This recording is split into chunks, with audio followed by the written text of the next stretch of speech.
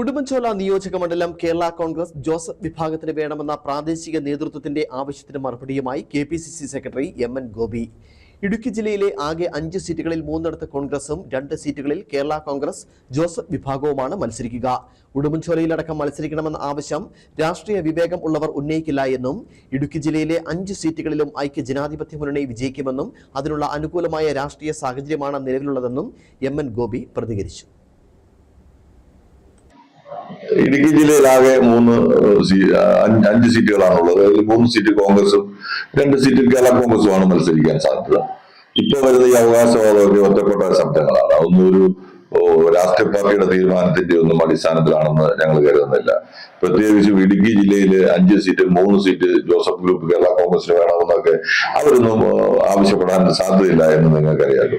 ഈ സാമാന്യ ബോധമുള്ള ആളുകളൊന്നും അങ്ങനെ ഒരു അവകാശവാദമൊന്നും ഉന്നയിക്കാൻ സാധ്യതയില്ല. ഇത് ഒറ്റപ്പെട്ട ശബ്ദം ഏതോ കോണിൽ നിന്നുണ്ടായതാണ്. അത് മാധ്യമങ്ങൾ ചർച്ചയാക്കിയപ്പോൾ അത് ചർച്ചയായി മാറിയത് മാത്രമേ ഉള്ളൂ. രാഷ്ട്രീയപരമായി വിവേകമുള്ള ആളുകളാരും ഇത്തരം ഒരു അവകാശവാദം പ്രത്യേകിച്ച് കേരള കോൺഗ്രസ് ജോസഫ് ഗ്രൂപ്പ് അങ്ങനെ നടത്തും എന്ന് നമ്മൾ കരുതുന്നില്ല. 5 സീറ്റ് ഈ പ്രാവശ്യം ഐക്യ ജനാധിപത്യ മുന്നണി വിജയിക്കും.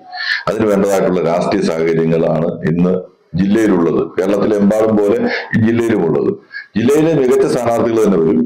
കോൺഗ്രസിന്റെ 3 സ്ഥാനാർത്ഥികൾ ഉണ്ടാവും തീർച്ചയായും. കേരള കോൺഗ്രസിന് 2 സ്ഥാനാർത്ഥികൾ വരാനാണ് കഴിഞ്ഞ കാലഘട്ടത്തിലെ മുന്നണി ധാരണ പ്രകാരമാണെങ്കിൽ 2 സ്ഥാനാർത്ഥികൾ വരാനാണ് സാധ്യത. കോൺഗ്രസിന് മികച്ച സ്ഥാനാർത്ഥികൾ വരും. അവർ ജയിക്കുന്ന സാഹചര്യം ഉണ്ടാകും. ആരാണെങ്കിലും കോൺഗ്രസ് സ്ഥാനാർത്ഥികൾ നല്ല ഭൂരിപക്ഷത്തിൽ ജയിക്കുന്ന സാഹചര്യം ഉണ്ടാകും.